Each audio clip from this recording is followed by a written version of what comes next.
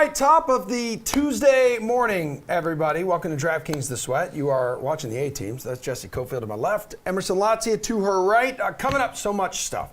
MLB wildcard fantasy plays and which PGA Tour players you should splurge on. Or maybe, just maybe, you should decide to save some cash instead. Save some cash. Yeah, no. A ton of NFL advice heading your way, too. And speaking of the pigskin, how does winning $1 million sound? Wow. Week 5 is here, and that means the Week 5 Millionaire contest is live right now in the DraftKings lobby. Draft your lineup and take a shot at the $4 million prize pool and the $1 million top prize. And just like every other week, the winner will secure their entry into the DraftKings Tournament of Champions Live final in January for another shot at $1 million top prize. So go check out this contest in the DK lobby right now, and we're going to bring in some of our experts to help you with those lineups in just like a couple minutes. Real quick, let's take a gander at who won a fat millie in Week 4. So congrats to Jay Zinzer. 3 dudes here in this winning lineup, scoring at least 34 points. Debo, the highest of them all. The Bills' defense was huge, coming up with 23 points. Dak was under center.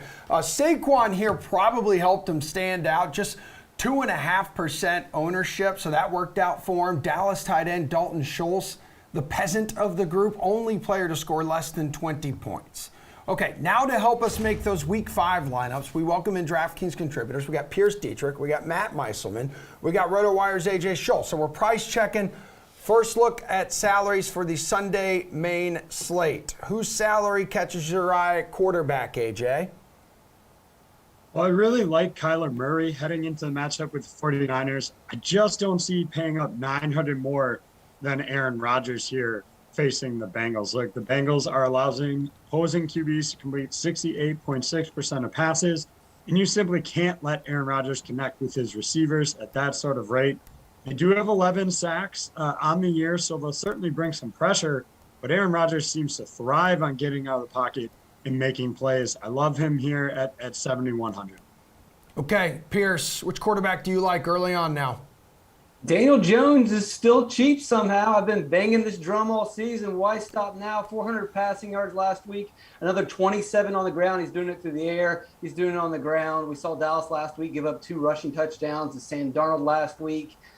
Dallas has given up the 3rd most points to quarterbacks. They're towards the bottom in DVOA. And one of the things I've mentioned before, in his first 2 seasons, Jones dealt with a 30% pressure rate, which is pretty insane. Well, that's been cut in half. Now his bad passes have dropped. He's hitting his receivers. He looks like the quarterback that we expected out of the draft. All right, Matt, price check quarterback. So I'm a little bit on the same page as Pierce, actually, but on the other side of the game with Zak Prescott. So 2 weeks in a row, the Cowboys have gotten out to huge leads early on, and it's meant not such great things for Dak and for their wide receiver. So this is going to be kind of a theme for me with the Dallas passing game. But I don't think we can expect Dallas to just be up 2 or 3 touchdowns in the first half in every one of their games. Their defense is not that good, and they've been a little fortunate with turnovers. So I think that in a game where the Giants probably keep it close for longer, Dak has to throw more. They can't rely on the running game as much because they're really just doing that when they're out to big leads. So Prescott, Amari Cooper, CeeDee Lamb, I think all those guys are underpriced this week, and I think there is a lot of upside for them. All right, Pierce, move on over to running back. Who are you looking at? I'm looking at Chuba Hubbard at $6,000. A lot of people aren't going to want to pay $6,000 for pretty much an unproven running back, but we've seen the Christian McCaffrey backup perform well at this price. Now, I know Mike Davis did a lot of that through the air, but that's what this system is. McCaffrey catches passes, Mike Davis caught passes. Eventually, Chuba Hubbard is going to start getting passes. Last week, his stats weren't that great, but that was because, like Matt just mentioned, Dallas got way up early in that game and basically scripted Hubbard out. But in the limited role that he played, he looked pretty good. This week he's facing a Philadelphia team that's allowed over 500 rushing yards, a ton of yards through the air to running backs. It's a really good spot and a great spot for him to break out. And I don't think a lot of people are going to roster him at this price point. Matt, which running back are you going with? So I don't think there's a must-have, and it's really because there are a bunch of guys that are underpriced. We have the injuries to Joe Mixon and David Montgomery, which is going to open up more playing time for Damian Williams and then Samaje Perine at the minimum. So I think both of those guys are interesting. But to me, James Robinson at $6K is still in a better spot than people are going to realize. Like, I just don't think the Titans really have much of a defense there. And I don't really think they're a great team in general. So the idea that Tennessee is just going to get off to a big lead and Jacksonville is going to have to throw, I'm not really buying that. Robinson did really well in a matchup last week against the Bengals where Jacksonville was probably picked by just about everybody to lose, but they actually played really well for at least the first half, and Robinson was a big part of that. So I think that he's kind of go overlooked at 6K, where there are just these other guys that are getting an upgrade in their roles because of injuries, and then there are guys at the top end of the pricing range. Like I think everyone wants to play Derrick Henry this week with the Titans missing the rest of their entire offense. So I like Robinson kind of in that mid-range. Matt, let's not forget the Jags did cover, though, okay? That's very important. They did.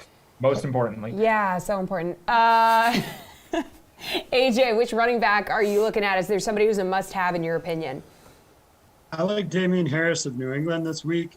You look based on his matchup. Texans have allowed a league-high 8 rushing TDs this year, plus the fact that he's significantly cheaper, $5,500, than some of the guys at the top of this price range.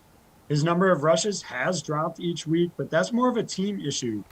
He still has been the primary guy in terms of overall carries, and he has more touches than the next 2 guys on New England combined with 56 here. So I think he'll be part of that offense. I think a good opportunity to cash in on a guy who's going to face a weaker defense. Yeah, Damien Harris, -4 yards last week. So he will probably have low ownership.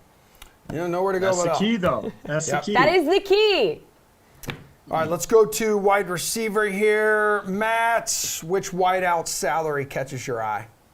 So it's Lamb and Cooper. I already mentioned Prescott, but I guess I'll give another pick because that's sort of the same answer. Both those guys are in the low 6,000, so I do like them. But Keenan Allen continues to be underpriced, and he hasn't had that huge game yet. We saw him do well early against the Raiders last night, but then the Chargers were out to a big enough lead where they didn't really need him that much. Herbert kind of handed the ball off for most of the second half, and they went to the tight ends a little bit more. But Allen at 6,500, like I almost don't care what the matchup is for that price. I think that he's just a much better receiver than that, and we're seeing other guys around him get priced up. Deebo Samuel, Terry McLaurin, DJ Moore, those guys are all over 7K now, and I think he's just as good as any of them. And it's not that I think the Browns are a bad matchup anyway. I think that's kind of a neutral spot. Cleveland's defense is okay. This is kind of just a spot where someone hasn't had the big game yet, but we all know they're a really good receiver, and eventually that big game is going to happen. So I don't know if it's going to happen this week, but that price is definitely appealing. AJ, price check for me at wide receiver, please. Well, I want to get some of that Aaron Rodgers share here. And so for me, you can either look at the top and go with Devontae Adams at 8,200. I know it's a lot to pay up for. We're talking about a guy with 45 targets this season. That's equal to the next 3 guys on the Packers combined, and 2 games over 100 receiving yards. I get the touchdowns aren't on the season, but between that.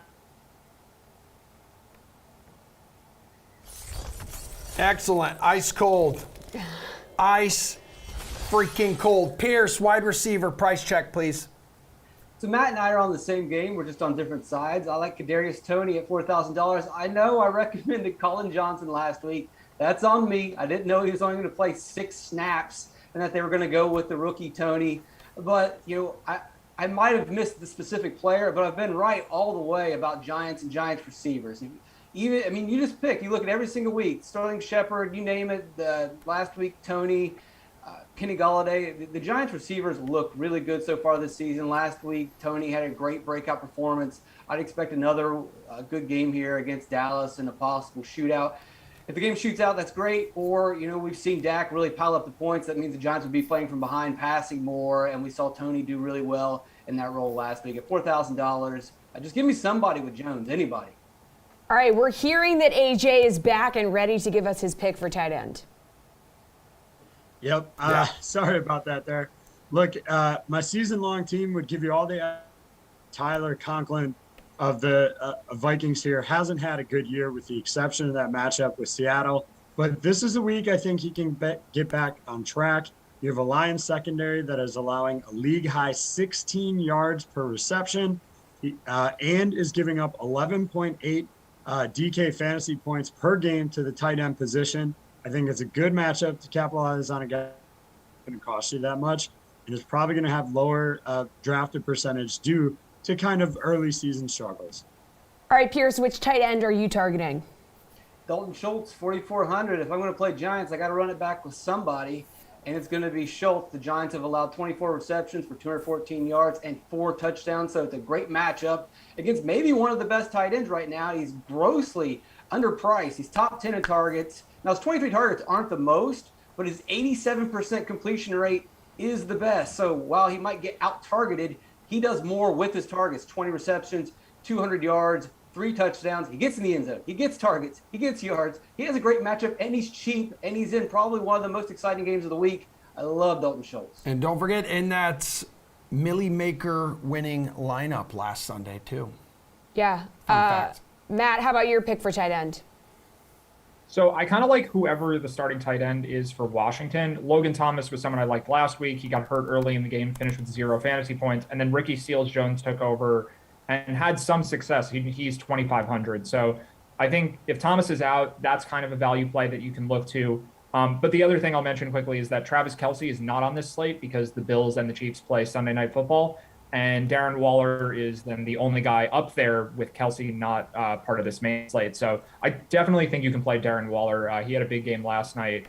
But we don't see a lot of ownership on him for whatever reason this year. Maybe it's because Kelce is on the slates with him, and with that not being the case this week, more people play Waller. But I just think that these high-priced tight ends aren't priorities for most people. They'd rather play the cheaper guy, part of their stack, and maybe Waller goes overlooked because 7,300 is kind of hefty. But I think he's by far the best tight end for this week, so that's certainly a justifiable pick too. Awesome work, you three. Appreciate it. Thanks for price checking with us here on this Tuesday morning. Coming up, we have a Major League Baseball wild card preview for you. A little fantasy look at that. Plus, one of the Red Sox biggest sluggers was just ruled out. But for now, Ross Tucker gives us his biggest takeaways from the Week 4 action around the NFL. Biggest thoughts, biggest takeaways from Week 4 in the NFL. Obviously, we'll get to all these games, including Sunday Night Football, but any overall themes? Yeah, a couple, Bri. 3, I guess. Number 1, I just want to give a shout out and some kudos to Andy Reid for being the first NFL head coach ever to win 100 games with 2 different franchises. It's really impressive. Really impressive. Sustained success with multiple organizations. Highly impressive to me. He's done it with a bunch of quarterbacks. Alex Smith and Mahomes in Kansas City. Obviously, Philly had McNabb for most of it, but he also had to have a lot of backups in there. Feely and Detmer and Cobb and Garcia and Vick. Extremely impressive what Andy Reid has done. That's one of the themes I feel like must be acknowledged. Then I would say rookie quarterbacks, right? Rookie quarterbacks much better this week. Mac Jones was fantastic on Sunday Night Football. I thought he arguably outplayed Tom Brady tonight, even though the Patriots ultimately lost the game. Mac Jones was fantastic. Zach Wilson played his best game. Justin Fields played his best game. So rookie quarterbacks much, much better this week is another one that jumped out to me. Kudos to those kids and their coaching staffs. Gosh, I'm calling them kids now. They're half my age. Gosh, I'm so old. Anyway, they're half my age, and their coaching staff did a good job putting them in good position to make plays. And I was really impressed by all of them. And then I guess quarterback injuries, Bri. You know, both Jimmy G and Teddy B, Garoppolo, Bridgewater, not able to play in the second half of those games. That's problematic. It's a big reason why Denver lost. It's a big reason why San Francisco lost. Teddy B had a concussion. They're usually not out very long for that. But Jimmy G said after the game that he might be out for a couple weeks. You know, he's got some calf issue. He doesn't think it's an Achilles. Doesn't sound good.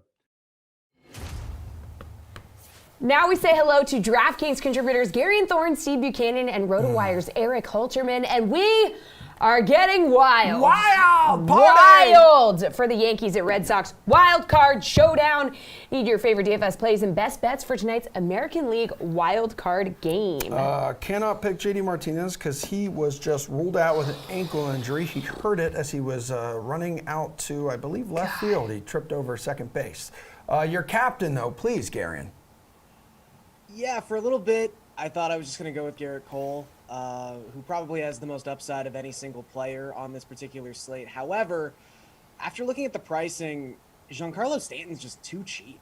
I mean, not in the captain spot, but just in general, he's $8,800. So his captain's salary price of $13.2, just I don't think that is high enough for a player of Stanton's caliber, especially when you consider that, you know, JD Martinez isn't playing, but Martinez is more expensive than him. Hunter Renfroe is more expensive than Giancarlo Stanton for whatever reason, and Stanton's on absolute fire right now, and we all know he is a streaky hitter, but when he is hot, he is maybe one of the most, if not the most dangerous hitter in all of baseball. Since August 1st, a 160 WRC plus, he's hitting above 300 within that span of time, and he has 19 home runs. So I think when you look at Nathan Eovaldi, he's had a really nice season, but the few issues he has had with the home run tend to be in right-on-right matchups.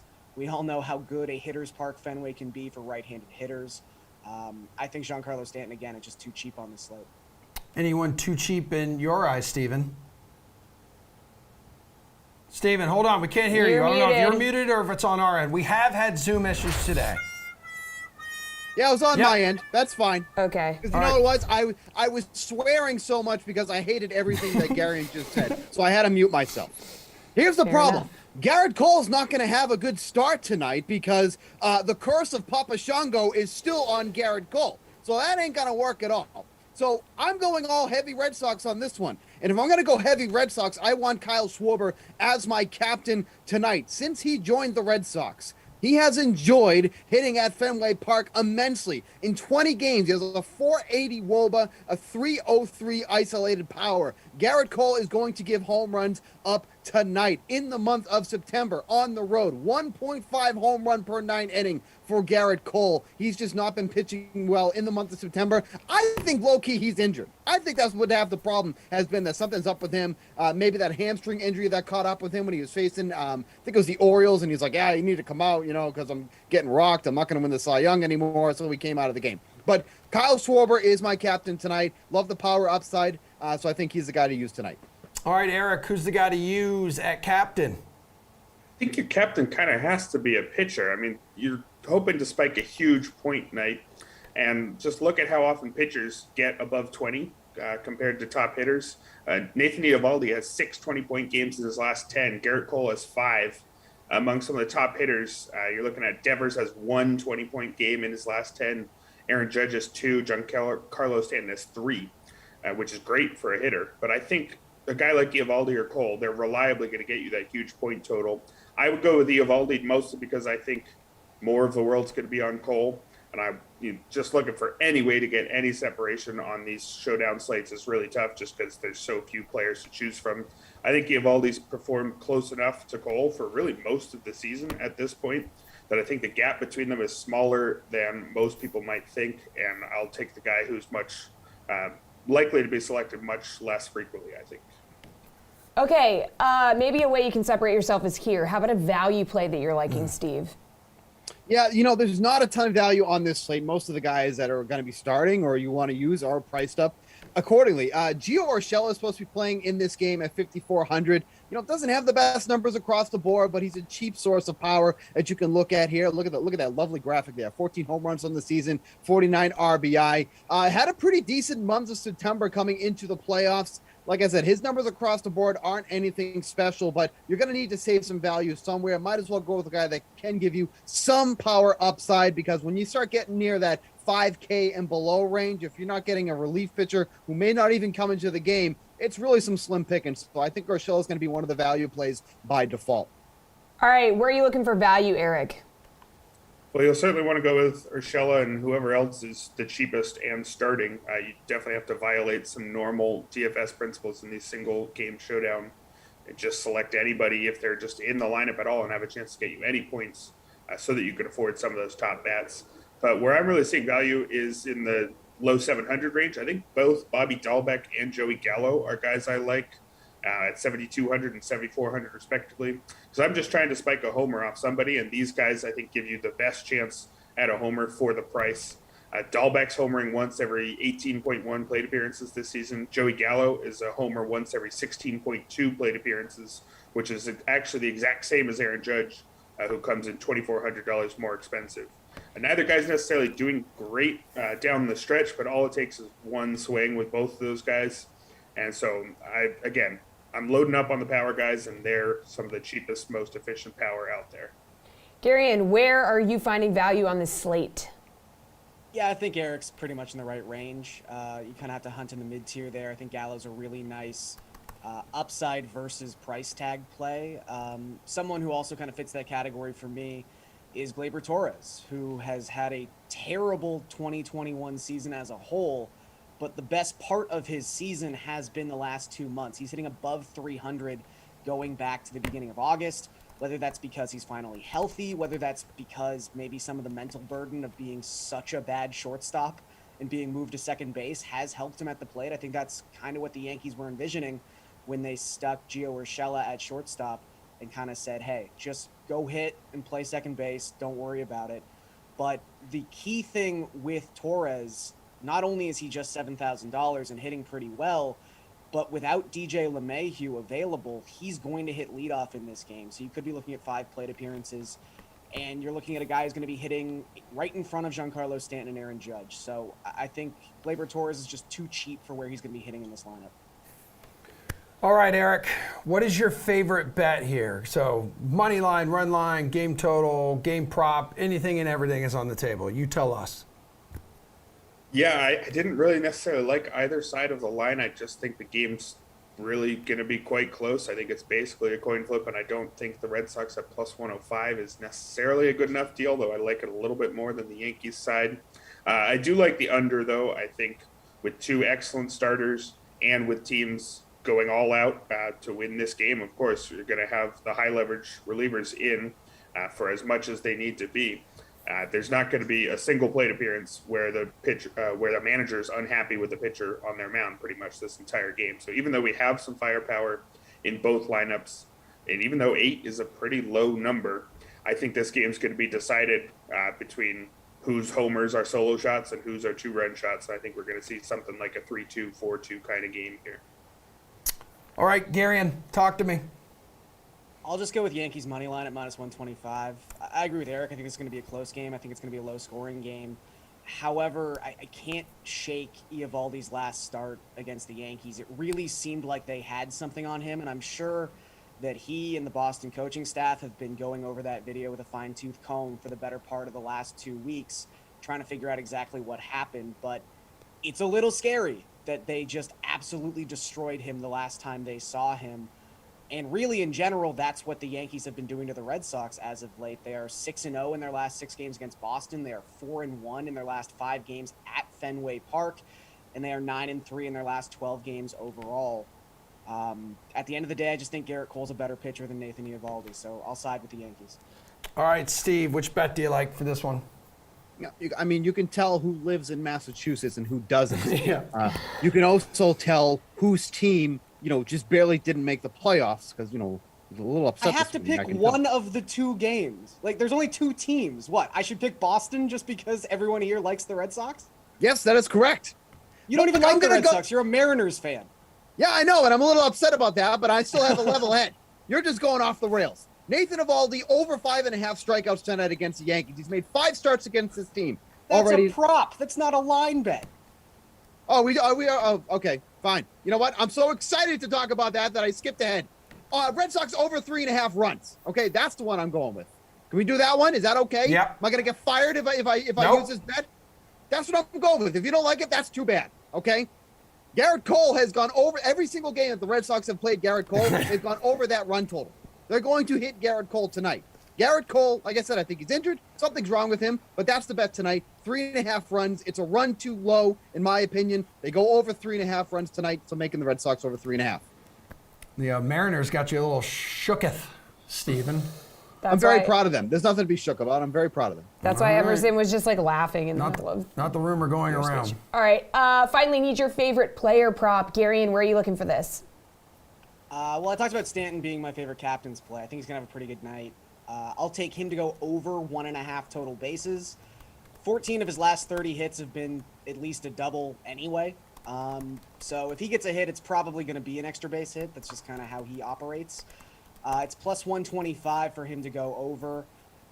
Like I said, he's red hot right now, 160 WRC plus going back to August the 1st. And if you'd like to use BBP statistics, which, look, there's not a ton of statistics to go with here on a slate this small. He has had success against Eovaldi. He's got 2 home runs. He's batting .300 with a .567 slugging percentage in his career against Eovaldi. I'm going to take Stanton to go over 1.5 total bases. All right, Steve, which player prop are you rolling with? Well, I mean, no surprise here is obviously Nathan Eovaldi to go over 5.5 strikeouts. I tried to talk about that earlier, and Garen just had to get in my face about it.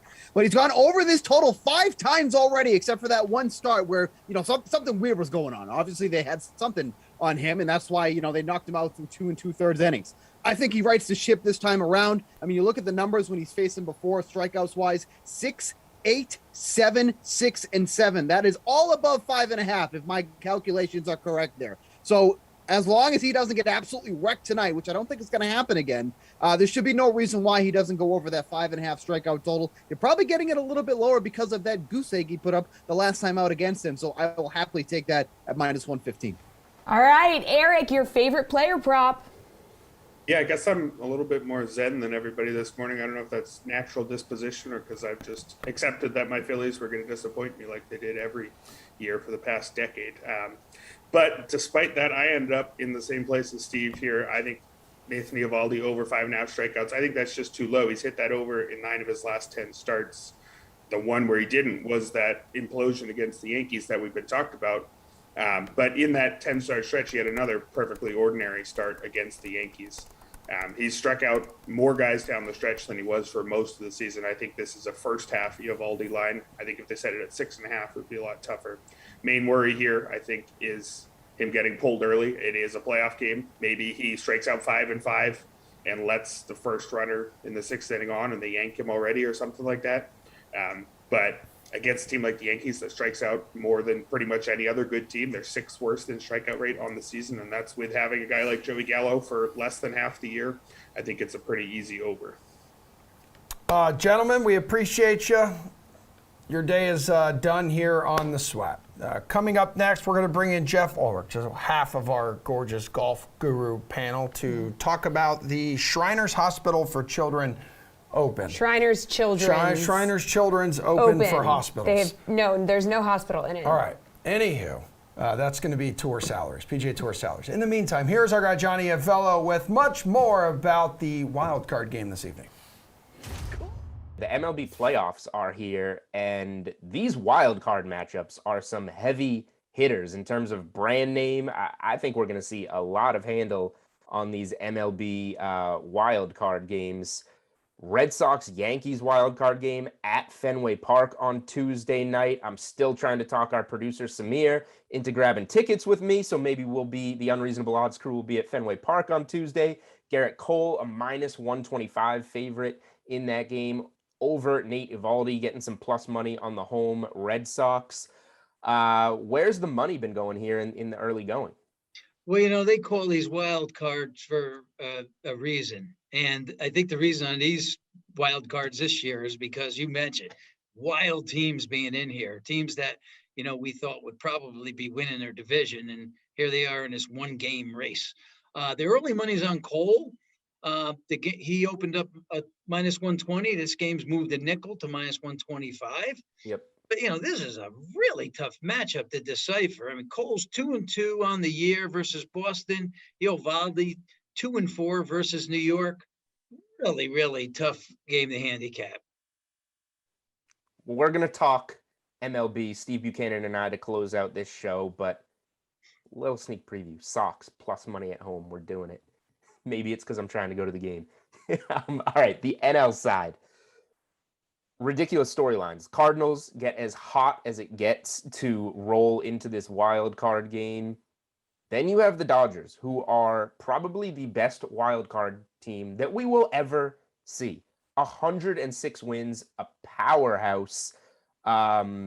Giants, a Cinderella story, improbable division winner, 107 wins. I've got to assume that the money, I mean, if the Cardinals landed on any other normal wild card team, I think people would love to ride this hot streak, but they're running into a brick wall here in the Dodgers. Where's the money going in this one in the NL? Well, you'd be surprised with the early money here, Julian, because early money's on the cards, but that's based on two factors. Number one factor is the price. The Cardinals were plus 190. That's a nice price to take on a team that's been playing pretty well. That's now down to 180. And the other factor is Dodgers star Max Muncy. He's declared out for this game. Yep. All right. Well, I think that Dodgers lineup, that game at home, Scherzer, what he has done in those 11 starts with the Dodgers has been extremely impressive. So really quick, MLB bracket is set. Are you seeing any big bets in the futures market now that we kind of have a feel of who's going to be facing who, what these wild card matchups are, and how do you handle the Dodgers here? Because this is the most fascinating part of the whole futures board for me. The Dodgers being World Series favorites despite having to play in the wild card game. We have never seen that. I feel like we will never see that. That's rare. Yeah, the Dodgers have taken a good chunk of the action all year, but being relegated to this one game, play, that takes their odds up a touch here.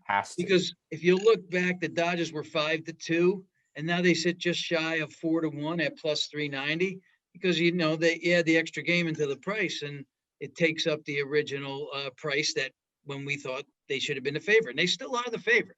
Now, another team that has drawn some fairly large wagers and now are the second choice, that is the Astros. The Astros are now 9-2. I remember one big one, about 250 grand on them. So that'll shrink the odds a little bit.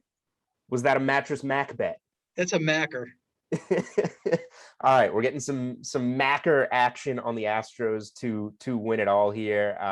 Excited to see how these wild card games shake out. Excited to see how these MLB playoffs shake out. That is Odds Are with Johnny Avello. Johnny, thanks as always, and we'll talk to you next week on Unreasonable Odds. All right, it's time to talk some golf. It's time to talk about some dudes who can roll a good meatball. And here to help us do that is DraftKings contributor Jeff Ulrich. This is time to see you're going to splurge on or save on, Jeff. We're going to preview the Shriners Children's Open. Are you paying up for the highest priced golfers, in the following price ranges, or maybe saving some cash? Starting at the 10K plus range, the most expensive guys, are you paying up for Brooks Koepka at 11,100, or are you saving money in this range? I think in this range, Jesse, you probably want to save some money. And this is a really deep field. I mean, right off the top, we have 15 players in the top 30 of the official World Golf Rankings at this event. Vegas brings in the top players, and you just look down. Okay, Brooks Koepka, not that expensive at 11-1, but Webb Simpson, former winner of this event, rates out very well in course history, leads the game total at this event over the last 5 years. He's only 10-2. Will Zalatoris playing very well at 10-1. Scotty Scheffler, a guy both Reed and I like, even under 10K. But I think Webb Simpson, to me, does grade out as the top play of guys above 10K. So Brooks, he's got that upside. Could he show up? Could the knee be better? Yeah. I think I'd like to see a little bit more from him. I trust Webb a lot more at these courses. Don't have to do too much off the tee. He's a great short iron player, and he's got the course history. Webb Simpson's the top guy above 10K for me this week. You want to just tell me here as we go to the 9K range why you're going to pay up for Louis Oosthuizen, who fresh off a fruitful, however, winless season? Yeah, I mean, well, obviously, I mean, I don't know. There's some connection with me in South Africa. I have to play Louis, but Louis is the top-ranked player in this field, and he's only 9,900, so I guess that's the case I can make for him. I'm going to be dead honest here. Thanks for showing him, guys. I appreciate that. I think the top play in this range is Hideki Matsuyama. You look at the stats, Hideki had a nice end to the last year. He didn't do great at the Tour Championship, but he had an okay playoffs. He comes in, he's third in strokes gained tee to green in this field. He's fourth in strokes gained approach over the last 50 rounds. He's played this event a few times. His last time out, he was T6 at the Fortinet Championship. They keep changing the names of these events on me every year. It's the Fortinet Championship. He was 6th there, had a really good week ball striking, and now he comes to another event where elite iron play gets rewarded. The last 2 winners of this event gained over 6 strokes on their approaches. That's what Hideki does. He lights it up with his iron. A bit better putter on bent grass. You get wild swings with the putter, but at 9,500, we're talking 9,500, he rates out very well. I think he's the best play in the 9K range. And again, this is a stacked field, so I'm not necessarily putting down the other guys. I just feel like Hideki a little bit underrated here, maybe even by about $1,000. So I really do like him at 9,500. Okay, so in that 8K range, are you going to be paying up for Paul Casey at 8,900, or are you going to be spending elsewhere? I mean, I think Paul Casey is a little bit too cheap as well. At the same time, he doesn't quite have like the recent form that Hideki does to rely on. So I don't think he's as much as a must play. I like going much cheaper in this range. I like going back to Matthew Wolfe. I really liked Matthew Wolfe last week. He showed up for us. He shot 65, 68 on the weekend at the Sanderson Farms. And those last 2 rounds are, he gained over a stroke on approach and off the tee. It's maybe the most consistent play we've seen ball striking from Matthew Wolfe in like 6 months. So that's a really good positive. He's played this event twice. Obviously lost in a playoff here last year, gained over 6 strokes on approach. So I think he likes the altitude. I think we can safely say that now. This guy's come in with a new attitude to start the year. He switched irons recently, which seems to be helping his approach game. I'm all about backing the talent. This guy's only 22 years old. Don't write him off. This is way too cheap for what he can bring. If that iron play takes even just a small step up, you're going to see him rack up birdies on this course. I really like Matthew Wolfe again. I think 8,200, people are sleeping on him because this price, I was a little bit surprised to see it this low. I know also about $300 cheaper than that. You're a big Aaron Wise guy. And then you got Russell Henley as well. You want one of them, or are you actually going to pivot and go somewhere cheaper? Yeah, you're speaking my music with those 2 guys, and I really don't mind going back to Aaron Wise this week. He played pretty good for 3 rounds last week too. Blew up a little bit on Sunday, but Aaron Wise is a Las Vegas native. I think that price is fine, and I think it will keep the ownership down on him. But let's look a little deeper, because the 7K range, it's pretty expansive, and we have some names like down here cheap, like around 7K. You just probably aren't even expecting in this field.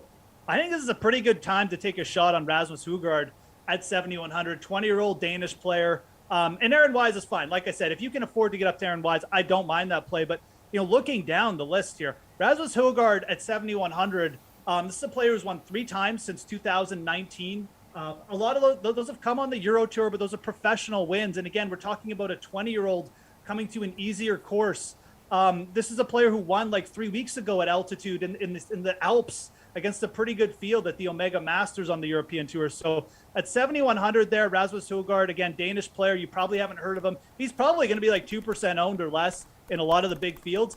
I think he's a very good play for this field because this is wide open. It's going to be a score fest, and I generally like to take those young players when you get these type of conditions. So lots of interesting plays in the 7K range, but Huguard at 7,100 should be on your list. All right, let's move to Slate Approved Pick. Jeff, who will win the tournament? Look into your crystal ball and tell us. Yeah, I mean, my crystal ball this week is a little cloudy. I didn't expect this field to be so. Talked about Webb Simpson, my guy Louis there, Hideki. I am going to go with Matthew Wolfe, though. I am very, very adamant that Matthew Wolfe picks up a win very, very soon, very early here, because it's like less than a year ago, this guy was challenging Bryson DeChambeau in the final group of a U.S. Open. He's already picked up a win on tour. And you saw the bounce back last week. The consistency was there with the ball striking, and this guy can just light it up. I feel like people have forgotten how good he is, and I feel like the wind is going to come much sooner than people think. So I'm going to stick with Matthew Wolfe. And again, regardless of what you think, if he's going to win or not, he's way too cheap for DFS at 8,200 this week. All right, we got to go. Jessie just pointed out a zit on my face. I didn't know. This thing right here, it's terrible. Nobody can see it. It's no one disgusting. can I didn't want to see say it. anything. Yeah, thank you for not saying talking anything. to me during the show. I was just trying to make sure it was. All right, you're out of here. We'll talk to you tomorrow on the show. I'm sure you'll be around. We're going to toss right now to Pat Mayo, who's going to take a look at some of the best waiver wire pickups here for Week 5, including the impact of one of Sunday's most surprising running back performances. Mike Davis and Cordero Patterson. I can't for the life of me figure out why. I mean, Mike Davis scored the touchdown. That was great. And if it wasn't for Derrick Henry, Cordero Patterson would be the number 1 fantasy running back at the moment, which is just bonkers to think about. But just think about the snap share for a second. 51 snaps for Mike Davis, 23 for Cordero Patterson. Well, it's like, oh, well, Cordero Patterson, he's the one out there running routes. I saw him catch these touchdowns. And like, he's a legit receiver, like, don't get me wrong. But it's very specialized. When, like, if teams just saw, like, oh, Cordero's on the field, let's double cover him because that's the play, because that is the play every time that he's on the field. This efficiency is impossible to sustain. I'm not saying that Cordero I was dead wrong on Cordero Patterson. He's going to be a valuable fantasy asset, but there's going to be weeks where he leaves you holding the bag because he doesn't play enough. So in routes run, yeah, he's the great receiver. Mike Davis ran 31 routes to Cordero Patterson's 12 routes. It didn't manifest in anything. Cordero ends up with 3 touchdowns and 5 catches. Mike Davis ends up with 2 catches and 13 carries and does absolutely nothing on the ground. So when Cordero Patterson's in the game, they are using him. That's great news. But with Mike Davis, his numbers suggest that he should be a lot better with the opportunities that he should have provided for him. I don't know what's going on with him. And you're watching these games, and Atlanta will look like the Atlanta we have in our minds for like 2-minute stretches, and then Ridley's dropping balls, and Matt Ryan's trying to throw balls off of his after pump faking on 4th down for no reason. It's like, what are you doing? What is going on with this offense? At some point in the season, it feels like everything's going to click. Maybe it's this week against the Jets in London. It's a very soft secondary, a tougher defense to run. I'm probably not a great situation for Mike Davis. I'm probably a good one for Cordero Patterson, but they finally figured out a way. It's funny with all the talent on this team that it took 10 years essentially for Cordero Patterson to be used in the proper way. And this is it. Sort of queen on the chessboardy, where you can play him in the backfield, play him outside, run him out of the slot, run him in motion, just create horrible mismatches because he's such a giant body that you can get him matched up on like a small safety. You can get him matched up on one of these smaller corners. And like I said, it's a huge mismatch, especially when he has a bunch of momentum coming forward, running out of the backfield or running in motion. So I like Cordero Patterson moving forward. It's going to be tough to rely on him as a top end performer, but he's going to be someone you're going to start every single week now, at least until he goes busto, which again could come this week. But Mike Davis, I'm concerned about, but not to the extent. He's not going to be the guy that I was hoping he would be as like running back 15 coming into the season, but he's like more like running back 23 for the rest of the year. He's stable. He's in that like slightly elevated Frank Gore on your fantasy team role. You're never excited to start him, but if you need someone, he's going to touch the ball, which means he's going to score touchdowns. He's going to have a few good games, but the plotting, him being mediocre, that's just sort of par for the course at this time. Watch out for Chris Carson as well. Carson didn't play. I mean, he played more snaps than Collins did, but they kept, Russell Wilson was running a little bit more around the goal line, only ended up with 2 carries, but Chris Carson only played 46% of the snaps. And that's a real issue because he's someone who should be up around the 70% the entire time. Now, Alex Collins only played 13%.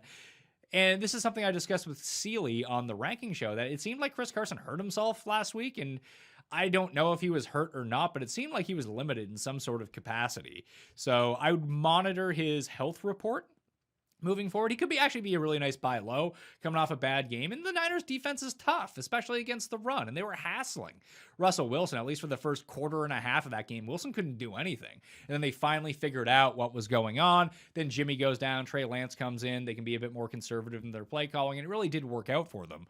But I'd watch out with Chris Carson because he might be banged up and they're not telling that he's playing through the pain, a lot like Dalvin Cook did this week, although he played more snaps and Alexander Mattison didn't out-touch Alexander Mattison. That's going to be Dalvin Cook's backfield going into next week. Don't worry about that. With Carson, this could linger for a little bit longer, so just be fully cognizant of that going in.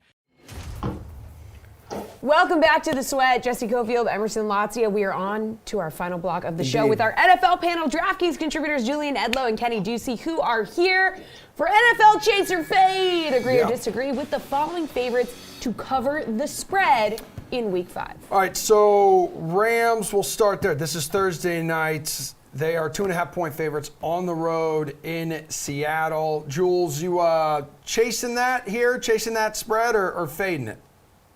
Yeah, interesting spot here. Short week, divisional game, 2 pretty good teams. The Rams coming off that huge win over Tampa.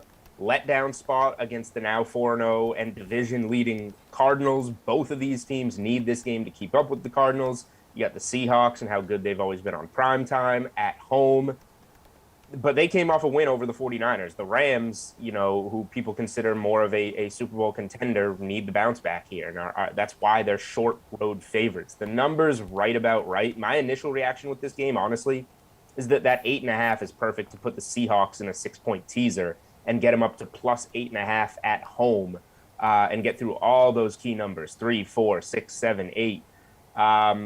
This is going to be a tight game. I lean to the Rams winning it because they need it more, and they're coming off that loss, and they're just the better team and they have the better defense. But really tough. If getting the Seahawks up in a teaser to 8.5 is pretty appealing to me.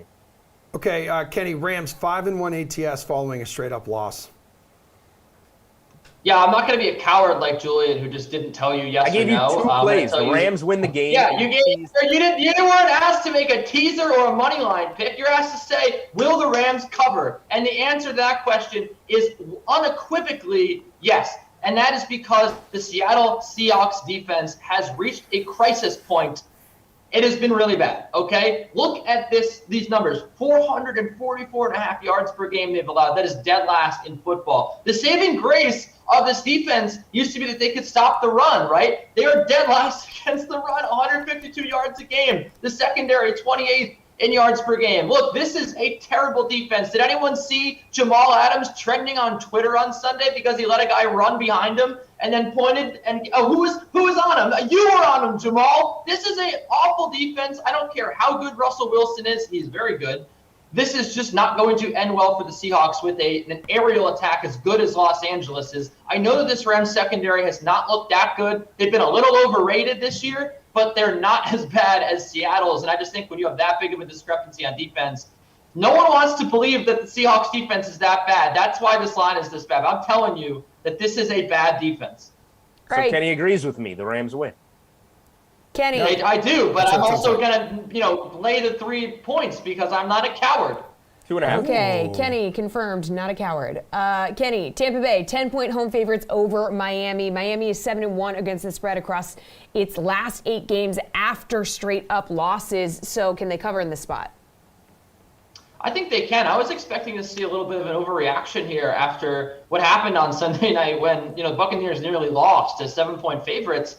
And what we've seen is just the odds makers standing pat here saying, nope, the Buccaneers, they're still good. That was a fluke. They're playing the Patriots. It was in the rain. Bill Belichick. I think that there's some concern with the Buccaneers. Remember that this is not a team that was like the Chiefs last year. They weren't like dominant all season long. They came alive with 5-6 games down the stretch against bad teams. They had a great postseason. And now we're putting them in the same position as like one of the 2 best teams in the NFL. Look, the Dolphins defense is very good. If Tom Brady and the Buccaneers had issues with that Patriots defense, I think they're going to have issues with the Dolphins. I will say that you're probably not going to see as many drops from Antonio Brown and Mike Evans without rain, but I think that this front 4, this front 7 is pretty formidable. And Jacoby Brissett isn't that bad, I don't think. They're probably not going to throw the football that much, but I think that this is like a really low-scoring rock fight here. And with the 10.5-point spread, you think you just got to take the points. Julian, what do we think? Yeah, the Bucs have played better at home so far this season, and I think that they're going to play better than the 19 points that they put up in Foxborough. That was a bit of a fluky spot given the weather, given the matchup, given the stakes, the spotlight. But that said, a lot of preparation went into that game for the Bucs. So this is a little bit of a letdown spot for Tampa. So getting double digits for a guy like Brian Flores, who was on that Patriots defense, who has some familiarities with Tom Brady. I actually am with Kenny here. I think Miami can keep this one to 10 or less. Tampa's not losing the game. They'll find a way to grind out the game just like they did in New England. But the number is a little bit too big for what has to be a letdown spot for the Bucs. The Patriots are also in a letdown spot against a bad team next week. It's just the way it is after a game like that. All right, guys, we get the Chargers. They're going to be 1-point favorites hosting Cleveland. Chargers now 3-1 after destroying the Raiders last night. You chasing or fading the spread, Jules? This is a tough one, and this is why the spread is so close in this game. Two really good teams. The Chargers' home field advantage We saw last night, if it's a team like the Raiders, it's completely gone, even though the Chargers still handily won that game and covered. Won't be the same type of situation for the Browns. Kenny's going to hate me. I'm very takeless on this game. That's why the spread is what the spread is. This is a coin flip game. I think that it's a breakout season for the Chargers. I will lean with them at home. I liked what their defense looked like at times last night against the Raiders, but I also think the Raiders were a fraudulent 3-0 team coming in there. The Browns have the better defense in this game and can put some pressure on Herbert. But if you watch that game last night, Herbert's ability to get the ball out quickly, feel that pressure, keeps this team alive. I lean to the Chargers in this one, but this is not a game I will be betting. Hey, Kenny, not only are the Browns 3-1 as well for the season, but they're 3-1 ATS. Yeah, they've impressed me, and I'm with Julian that I think that the Raiders are a little bit of a fraudulent team. So I'm not like really super high on the Superchargers coming into this one. But I will say I got to give a round of applause here to the odds makers because they're finally making some sense with the Cleveland Browns. We saw the Cleveland Browns so vastly overrated for the last 2 years by odds makers. I thought it was just insane how good people thought this team was when they really, in actuality, were not that good. But looking at the lines recently, they were a pick'em against Minnesota, which I thought was very fair, and they won that game, and they played incredible on defense. And another pick'em here, and I think I have to take the Browns once again. I just think that this pass rush is really, really good, and Justin Herbert is not going to know what hit him. I don't know if the Chargers have really faced a level of defense quite like this one that Cleveland will throw at them this week, excuse me. And when you look at the rushing attack for Cleveland, I think it should just barrel down a semi-weak Chargers defense. It's gotten a little bit better, but still, I like this matchup for Cleveland. I think that they're finally in like a bettable range. You know, last year, 2 years ago, they would have been like -4, -5 in this spot. I would have said, I don't want that. But to take them at a pick 'em, I think that's a pretty good deal. Okay, we're going to move on to Kansas City, 2.5-point favorites hosting Buffalo. This game's going to be sick. Kenny, what do we think? Well, you guys all know where I stand on the Buffalo Bills. I think that they've gotten a lot better through the years, really. I think that this is like a legitimately good team, of course, but Kansas City is a team I never bet past 3 points, right? You never want to take them to cover the spread, when it gets to be more than 2 points because they don't really put the foot on the gas late in games. They run a lot of clock. They play kind of arrogantly in that way, but it works out for them.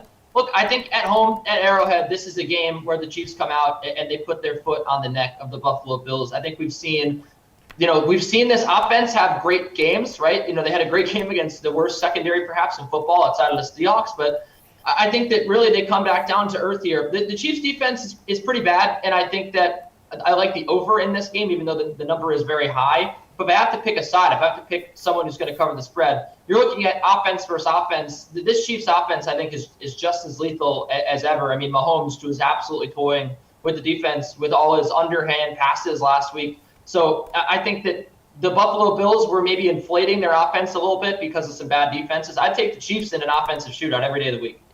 Jules, this is the Sunday night game, going to be a good one. Bills are 5-1 against the spread in their last 6 home games. What do we think? One bet for me so far this week, really tough week 5 board. That is the Buffalo Bills +3 at Arrowhead here. A revenge spot for them coming off last year's AFC Championship game.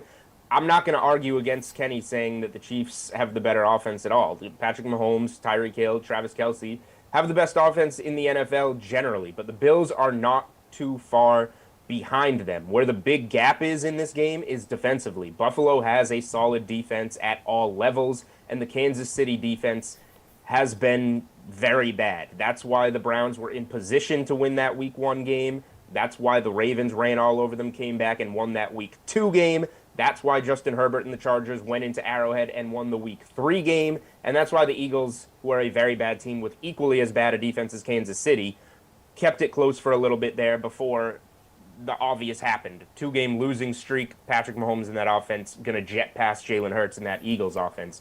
Now it's a comeback to reality spot for the Kansas City Chiefs. I think that the Bills' defense being so much better than Kansas City's defense is going to be what makes the difference in this game. That's going to be very high scoring, yes. Take Jets money line.